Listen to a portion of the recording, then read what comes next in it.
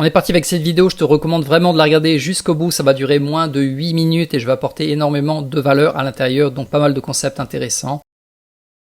Donc voilà les 3 points, ou plutôt les 4 points que l'on va voir. Le premier, ce sont les résultats que j'ai obtenus pendant le mois de novembre avec mon approche swing trading, ça veut dire ouvrir des positions et les garder pendant quelques jours. Également les résultats depuis le début de l'année. Et le plus intéressant, ça sera de voir les trades actuels dans lesquels je suis et surtout les attentes pour le mois de décembre. Car quand tu regardes les statistiques, en fait, ça c'est vraiment brut mois par mois, c'est-à-dire que tu achètes au début du mois, tu vends à la fin du mois. Quand tu vois le mois de décembre, sur la totalité depuis 2011, donc ça c'est le TQQ qui représente le Nasdaq, en effet le levier x3, mais bref, sur les 13 dernières années, il y en a eu 7 qui ont été négatives. Ça veut dire que seulement 53% du temps, le mois de décembre est positif. Mais en moyenne, il est quand même négatif, il est à moins 1,44% de gain sur le mois de décembre. Donc la question à se poser, c'est est-ce que ce mois également sera négatif ou au contraire, il sera positif grâce aux élections de Donald Trump. Et le troisième point que l'on va voir, ce sera les résultats du scalping. Donc le scalping, c'est vraiment j'ouvre des positions pendant quelques secondes, je les ferme. En général, ça dure rarement plus d'une minute. Et voilà ce que l'on a obtenu pour ce mois, donc 1000 $, parce qu'en fait j'avais fait une connerie au passage, je vais te l'expliquer. Et le dernier point, le plus intéressant, ce sera l'évolution de mon concept bootcamp, c'est-à-dire que tous les jours on trade entre 15h30 heure française jusqu'à 17h, je partage mon écran sur Zoom, on est une quinzaine de personnes à trader exactement, à faire exactement les mêmes choses, et on a fait une petite évolution qui est vraiment intéressante, et je t'en parle d'ici quelques minutes. Donc on va attaquer avec les résultats de novembre. En novembre, j'ai fait augmenter mon portefeuille de plus 7,36% de la valeur totale de ce portefeuille, si jamais je te montre les résultats. Donc voilà pour le mois de novembre, j'ai généré 5,80% de gains via le TQQ. À nouveau, qu'est-ce que le TQQ? Ça représente en fait le Nasdaq en effet de levier x3, donc ça va augmenter par 3 les performances, mais également par 3 les pertes. Et à côté de ça, je vais trader d'autres ETF, donc il y en a 5 autres, qui également sont en effet de levier x3. Donc voilà, j'ai fait 1,55% de gains avec les autres ETF, donc au total 7,36% de gains pour le mois de novembre. Et si on regarde depuis le mois de janvier, tous les uns après les autres, donc tu additionnes tous les gains y compris les pertes ici. Au total, on a tourné à du 75%, 36% depuis le début d'année.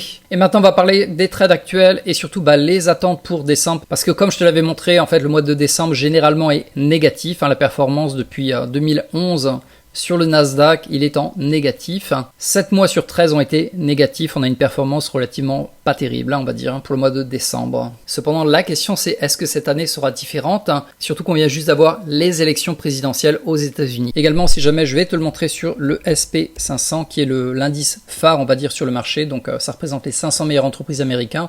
C'est vraiment l'indice, on va dire, de référence pour faire des analyses techniques. Donc voilà. Pareil, droite de tendance, on avait touché, on a retouché. Et regarde là où on est presque contre la droite de tendance. Rebelote, bande de boulanger supérieure. En fait, en anglais, on appelle ça Bollinger. Moi, j'appelle ça boulanger. Voilà, donc là, on est très très proche. Ça, c'est la moyenne mobile 20 sur laquelle on vient souvent rebondir. Comme tu l'as vu, on avait rebondi ici, on avait rebondi là. Des fois, bon, on la croise, mais on rebondit après. Et la bande de boulanger inférieure commence à remonter également vers cette droite de tendance. Donc à nouveau, si tu veux acheter, le scénario probable, ce serait plutôt on va monter éventuellement et hop, on va redescendre ici aux alentours de là peut-être. Et hop, on va remonter. Parce que là également, on a l'ancienne résistance en fait. Ici, c'était une résistance que l'on avait cassée. On avait travaillé pendant 3 jours dessus. Donc qu'est-ce que devient une ancienne résistance? À ton avis, ça devient quoi? Ça devient un support. Voilà. Donc si tu veux acheter, ça sera peut-être le meilleur moment d'entrer aux alentours de ici, d'ici peut-être une petite semaine, quelques jours on va dire. Et à partir de là, logiquement, ça va continuer à monter en vague. De toute façon, le marché, il monte jamais de manière régulière. Comme tu vois, ça fait des vagues.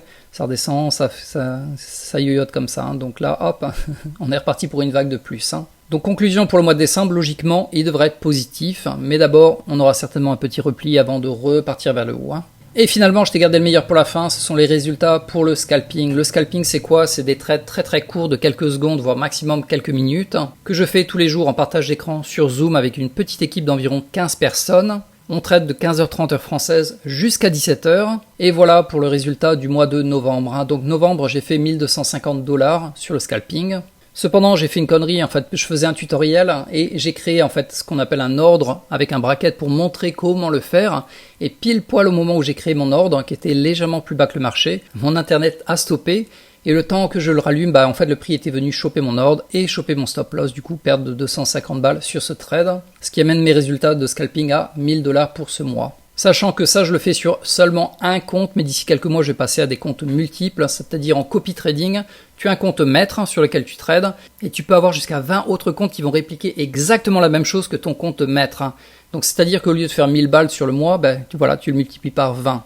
Donc pour clôturer cette vidéo, on va parler de l'évolution de mon concept bootcamp. Un truc que j'ai réalisé, ça a été vachement intéressant, c'est que la plupart des gens, ils ont extraordinairement de mal à respecter les méthodes. Mes méthodes de trading sont vraiment super simples à apprendre. En moins d'une demi-heure, tu devrais l'avoir apprise et en quelques jours, normalement, tu la maîtrises. Par contre, le gros hic que j'ai repéré depuis qu'on a commencé, donc on avait démarré fin septembre, c'est que la majorité des mecs, donc les gars, n'arrivent pas à respecter la méthode. Ils vont toujours faire un trade supplémentaire ou ils vont bouger le stop loss alors qu'il fallait pas le bouger. Ils vont prendre un petit trade revanche. Ils vont tester en live une nouvelle petite méthode sur le gold alors que cette méthode n'a jamais été ni testée ni back-testée. Et donc au lieu de faire 1000 $ par mois par compte, ils vont tourner aux alentours de 0, ils vont cramer leur compte de temps en temps, ils vont redémarrer un nouveau compte, faire quelques gains, pas mal de pertes, quelques gains, pas mal de pertes, et toujours retour à la case départ. Et c'est quelque chose vraiment auquel j'avais pas du tout songé, c'est-à-dire que tous les mecs, on avait fait un sondage, on est une quinzaine, qui tradent en même temps, il y a 3 filles, et donc 12 gars, et j'avais posé la question dans le chat, j'ai demandé, ok, parmi vous, qui pense avoir le syndrome du joueur de casino, ça veut dire prendre des trades supplémentaires, bouger le stop loss, enfin